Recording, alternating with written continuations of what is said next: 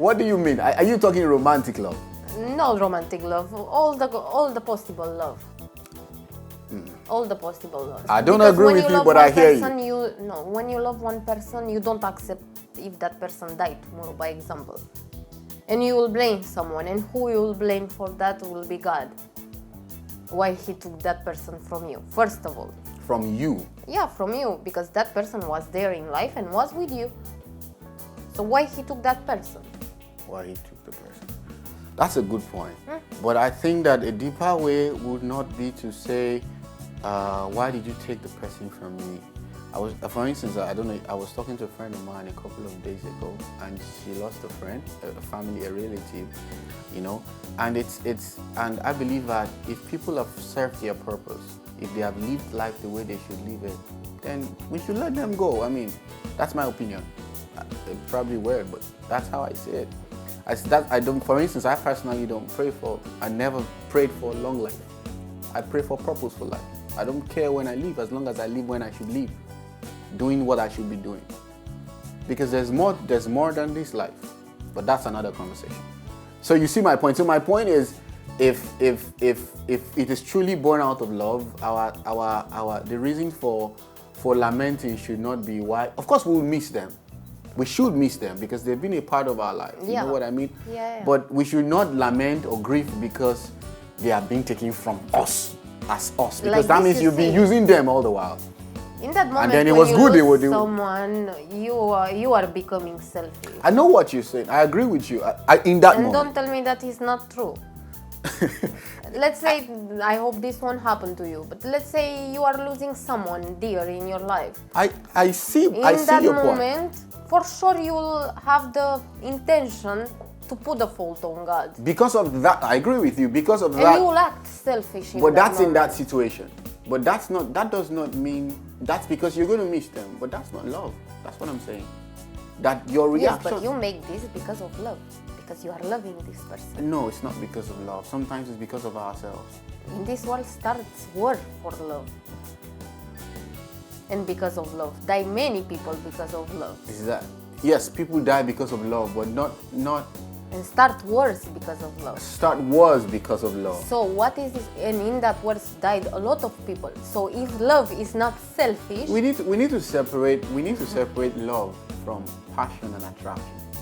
yeah, I don't believe that love is an emotion.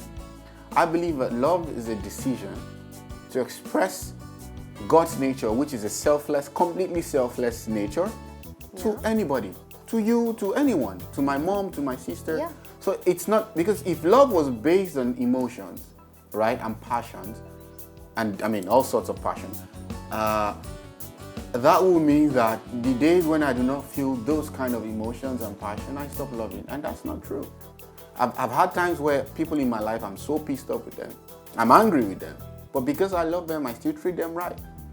Sometimes I look them in the face, I don't feel like treating you right now, but I love you, so I'll treat you right.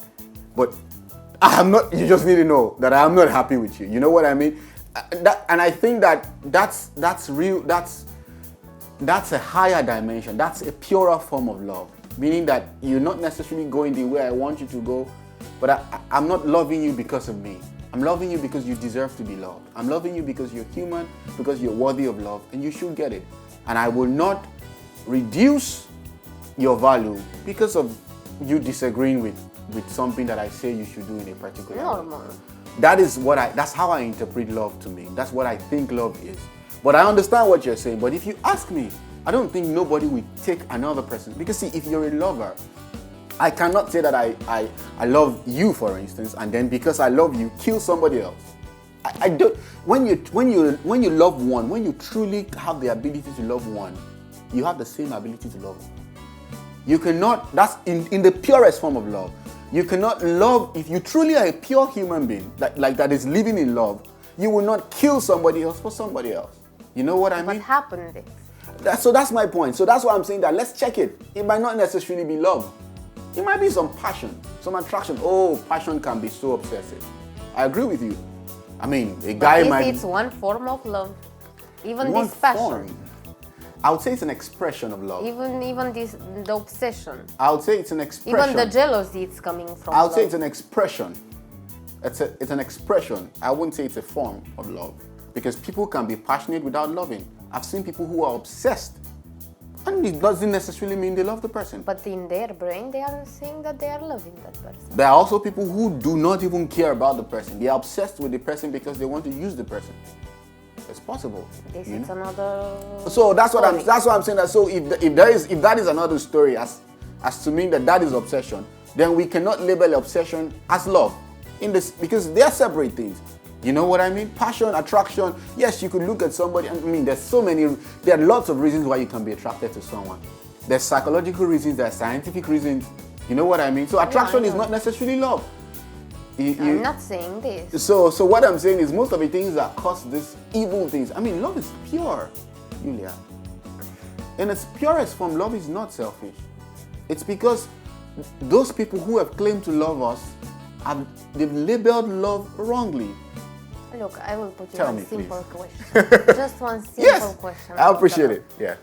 We are saying, I guess even in the Quran, or the Bible, Arabic Bible, and our Bible, and in all the churches and all the religions, they are saying that God loves us, right? Yes. Explain me how God loves us when He lets the kids to born handicapped, or when He born kids in very poor families, or give kids to the mothers that abandon them. Explain me, where is the love of God in all this? Beautiful question. Now, the first What love is this? Why God sent that little kid, innocent soul, in this world just to be not happy, not even one little sense of happiness? Because to born one kid without legs or one handicapped kid, this doesn't bring happiness, not even to him, not even to the parents. And you think this is God's fault? Who sent it, that kid? Now, let's say if it's science, means that God doesn't exist if it's science. Because let's say the cell will, I don't know what cell will, the other cell didn't met together. I'm not saying it's science. I'm saying that, number one, there's so many sides to that question. The first side to that question is we need to accept and understand that our choices, all of the evil stuff we see in the world today, most times we put it on God. It's not on God. Okay, it's not on God. It's on us. Okay. It's on people who, and that's why we're doing our best. But do you think that family choose to have one handicapped kid? No. No? But they didn't choose. So who sent that handicapped kid? Why is the that's why I said the first thing I said is there's many sides to that story, to that question. The first side to that question is that, number one, most of the things we label as evil in the world, number one, sometimes they don't come from God. They are just consequences of actions that people took or that are still taking, or they took and they result in that. The wars, the famine, we have enough food in the world, let's be real. Yeah. And all of that. Now, let me come back to what you were talking about with regards to the parents who have handicapped kids, because we have people who are watching this. Now, I strongly believe in purpose. And sometimes so many things that we do not want to accept as beautiful in the beginning do not necessarily end up as ugly. For instance, a child that is handicapped, I believe that if a child genuinely was born handicapped with not as a result of anybody's consequences, even if there are consequences there, right? I believe that there is a purpose for that. And I believe that if that child, I'm telling you the truth, that's my opinion, that there is a purpose. I believe that if that child is properly nurtured, everything that we call handicap is not necessarily handicap.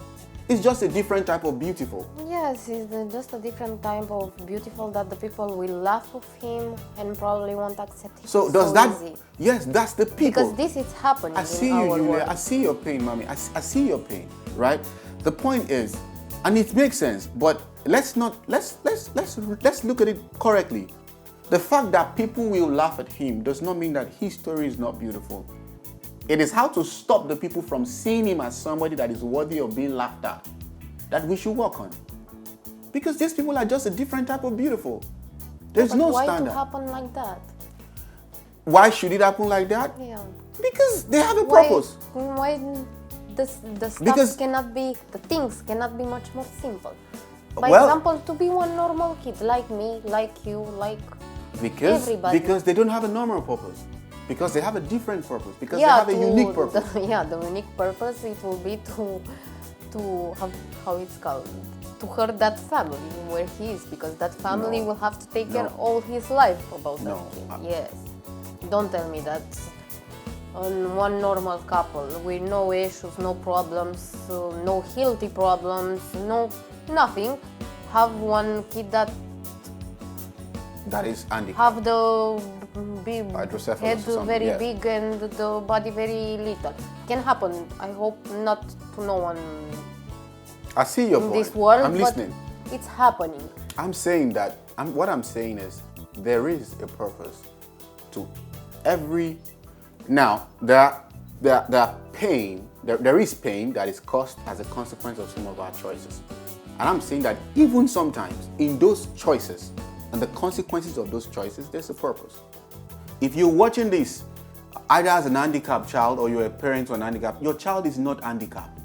No, it's not, but the fact that the people it's making See them him like to that. be. But man, the truth of the matter is, But he really have one problem, and let's be realistic. It's not to be mean or bad with them. They are not like us, and we are not like them. that doesn't make them wrong, or that doesn't make them less No, that doesn't even make them bad That doesn't make them bad. or That's what good. I'm Maybe saying. they can be bad or good like us, have the same feelings like us. So my point is, even that is just a different form. The problem with the world is we love control.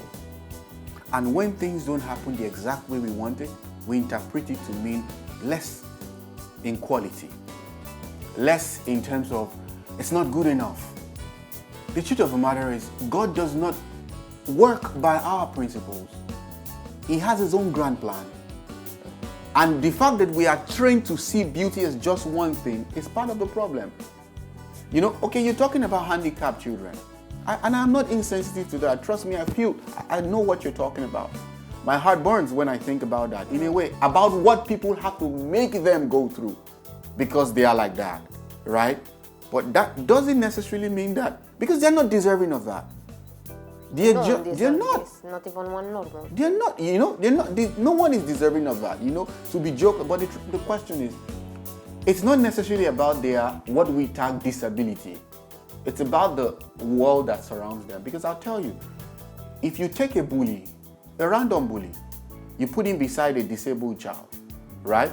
If he laughs at the child because the child is disabled, if you take that same bully and put him beside somebody who is normal, but probably is a little different from what he regards as normal. Like you said as a child they used to tell you you were ugly, right? Yeah. But you were never, were you handicapped? No.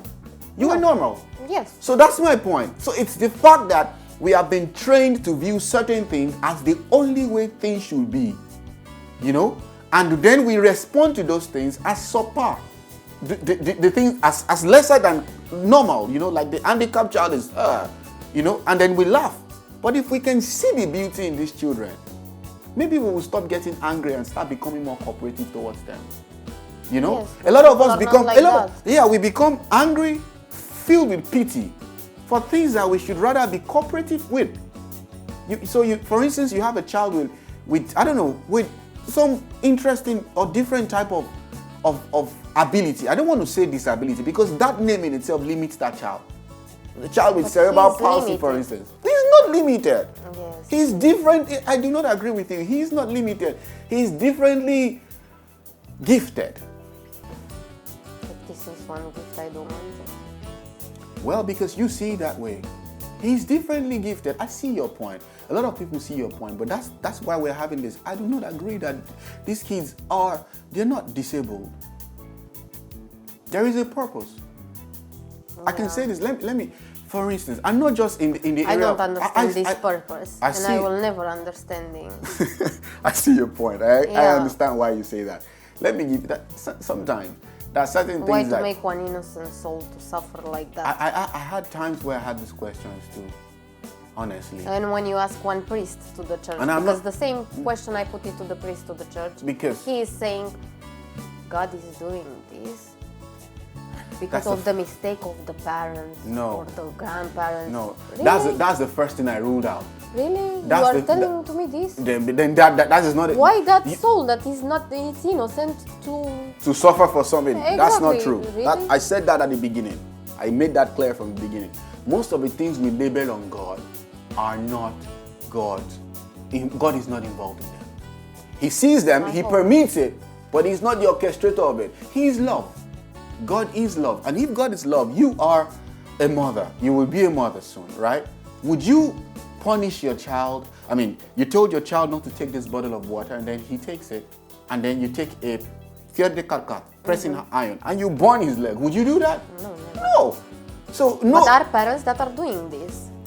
So why God gives them kids? I will come back to that, but that's not what I'm saying. I'm saying if you who does not have a pure love,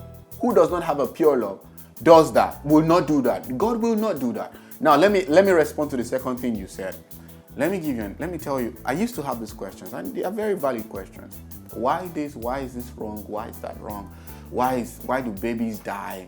You know, why? But see, we must understand that. Let me tell you a bit about, I think I shared this on the show a couple of episodes back. I lost my dad when I was 9. He was like the tightest person of mine. It was like, I'm the only son, right? Okay. I looked like him back then. And I looked at him like, I loved him so much, and I looked like him so much that in the photo album, I'll take his photo as passport and my passport and put it beside each other, because they look perfectly the same. Like when he was a child and me now, me then, you know, because my mom showed me his passport photograph as a child and asked me who he was, and I said it was me. As a matter of fact, I wrote my name on his passport. That's how close we were. And at age 9, he left. He used to tell me how when he grows, when I grow, we're going to become the coolest dad and son collabo ever, how he will wear jeans, and I'll wear jeans, and we'll wear t-shirts, and people will think we're twins. And as a little child, I believed it. Of course, it didn't make sense, because by now, if he was here, his hair would be probably gray. But I really believed that, you know, and he had my soul, he had my admiration, he had my, you know, my love. And he left when I was 9, and my life changed. The moment that happened, my whole world changed. A lot of people showed up, said they were going to be this or be that, and be this and be that, but it didn't turn out like that. It's what they said and what they did were miles apart from each other, right? And for so long, for many years, I had that big anger, you know, that I was pissed off, because I was blaming only God, because He knew that was the pillar of my life, you know, and He just took him away. Yeah. But now that I sit down and I look in hindsight, I'm grateful he left, because if my dad was still around, this is probably going to be but I would say, if my dad was still around, I probably wouldn't be sitting here with you right now. Yeah, he was not the same person. I wouldn't be the same person. And I needed to be the same person. I needed to be who I was born to be, because my dad was super overprotective. He would have probably channeled my life perfectly. He would have told me, my dad never allowed us he never allowed us go outside the city. If we are coming to spend time with you, you need to be like, he needs to know that you will take like so much care of us. That's the way he was. He would have probably charted my life and given me plans and said, this is where you're going to go, this is where you're going to be, you know. And he was doing this for love. For love. But it would not be, I'm not talking in terms of being possessive, but he would have been very protective. But I needed pain to become the person that I am today. The guy that is sitting down right before you today needed pain to get to where he is. I know it sounds sometimes harsh, but I needed pain. I didn't quite like it. Well, like this, normally. But when I sit down now and I look back, all of that pain has put me in a position that I can say today that I'm not where I want to be, but at least I can be usable for my purpose, to speak and to become a voice for people who have once or who are presently going through the pain that I once went through. And all of these things would not have happened if my dad was around. You know what I mean? Now, in the course of that pain, there were a lot of people who really gave me pain. A lot of betrayals, a lot of fake sociopaths who were something else while inside, and they were something else completely outside. Now, and for so long, I wondered why God, like you said, God would allow a young boy to find himself in that kind of environment. But now I understand why. I needed to see people for who they were. So sometimes pain is a pain, it's always viewed as a bad thing. But pain is not necessarily always bad. I didn't say that it's bad. It's bad. So I'm saying that, so sometimes when God really releases this pain, it's for a purpose. Possible.